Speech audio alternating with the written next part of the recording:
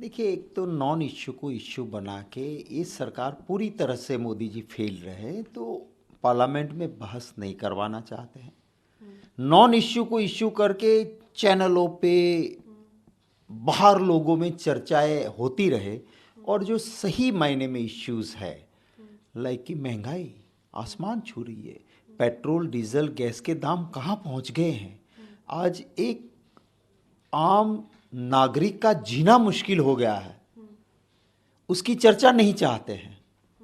रोजगार 2 करोड़ देंगे कहते थे, अभी फिगर आ गया सामने, 22 करोड़ लोगों ने नौकरियां मांगी मोदी जी के टेन्योर में 14 से, और सिर्फ 7.5 लाख को नौकरी दी।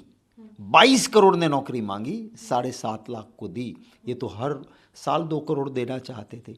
अग्निपथ के नाम पे इस राष्ट्र की सुरक्षा के साथ खिलवाड़, युवाओं के भविष्य के साथ, सेना के साथ खिलवाड़, ये चर्चा नहीं होने देने के लिए नॉन इश्यू को इश्यू बनाते हैं। अब अधीरदा आते हैं वेस्ट बंगाल से। अब बंगाली लैंग्वेज में जिसकी दिक्कत है वो तुरंत वो कहते हैं, और बाद में वो ये भी कहते हैं कि मैं राष्ट्रपति पद का सबसे बड़ा सम्मान करता हूं, मेरी भाषा की दिक्कत से अगर कुछ हुआ है तो उसके लिए मैं माफ़ी मांगता हूं। गलती साफ करके माफ़ी भी मांग लेते हैं। और दूसरी ओर महात्मा गांधी जी के खिलाफ, राष्ट्रपति नहीं राष्ट्रपिता के खिलाफ भाजपा की सांसद, उसने अनाप शनाप क्या कुछ नहीं बोला, वो स्लिप ऑफ टंग नहीं था, वो इंटेंशनली बोला गया था। तो उसके लिए मोदी जी ने देश की माफ़ी नहीं मांगी, इतना कह दिया मैं माफ़ दिल से नहीं करूं। क्या आपने किया उसके खिलाफ? और सोनिया गांधी जी ने भी साफ किया कि भाई अधीर दा का स्लिप ऑफ टंग के बाद उसने माफ़ी मांग ली है, इश्यू ख़त्म हो जाना चाहिए। पर फिर भी ये जो कर रहे हैं, ये साफ है कि नॉन इश्यू को इश्यू करना चाहते हैं।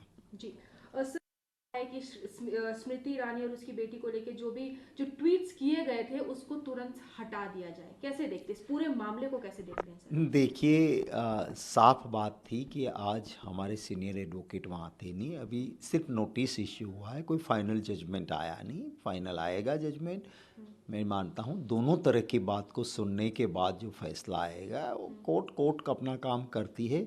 बस सच तो सामने आ गया। पहले कहते हैं कि मेरी बेटी का कोई लेना देना नहीं है, फिर सच सामने आता है कि हाँ भाई खुद कहती है कि मेरी बेटी ये चलाती है, कहते हैं कि बार नहीं है, फिर जाके कोई वो पट्टियाँ हटाते हैं और आता है कि यहाँ तो बार भी है।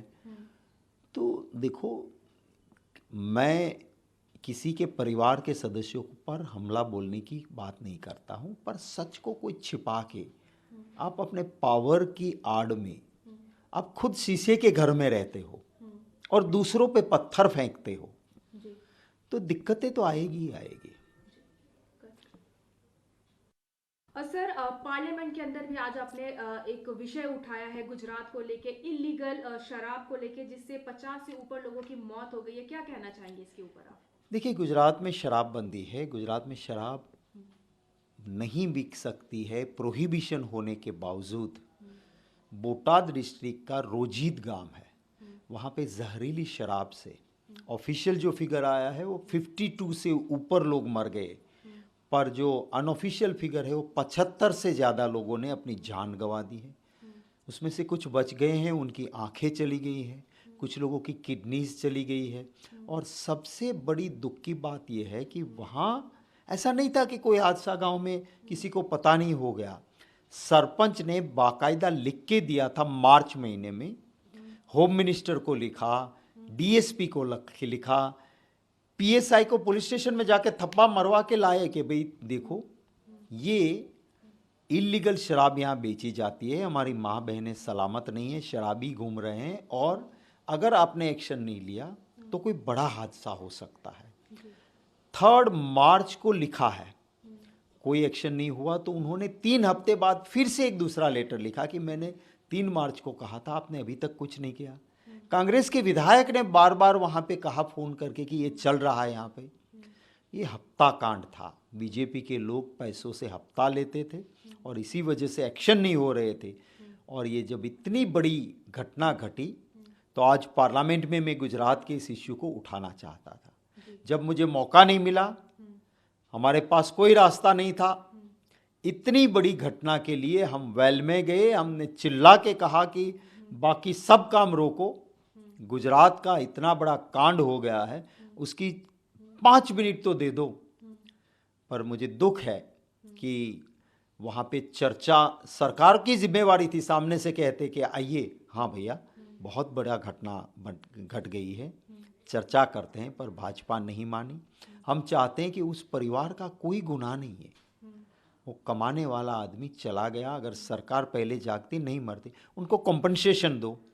आप ही चोर हो क्योंकि आप चाहते नहीं थे, तो हाईकोर्ट के सिटिंग जज से इन्वेस्टिगेशन हो, जिसकी आंखें गई, किडनी गई, उनको भी मुआवजा और उसकी प्रॉपर ट्रीटमेंट, ये मांगे थी हमारी, पर पार्लियामेंट में नहीं सुना गया और पार्लियामेंट सोमवार तक एडजॉर्न कर दिया गया। इसी मुद्दे पे हम लड़ते थे और हाउस एडजॉर्न हो गया। नमस्कार, मैं हूं मानक गुप्ता। अगर आपको हमारा ये वीडियो पसंद आया हो तो इसे लाइक और शेयर जरूर करें, और हाँ, हमें सब्सक्राइब और फॉलो करना ना भूलें ताकि आप देश और दुनिया की कोई खबर मिस ना करें। तो जुड़े रहिए हमारे साथ और देखते रहिए News 24।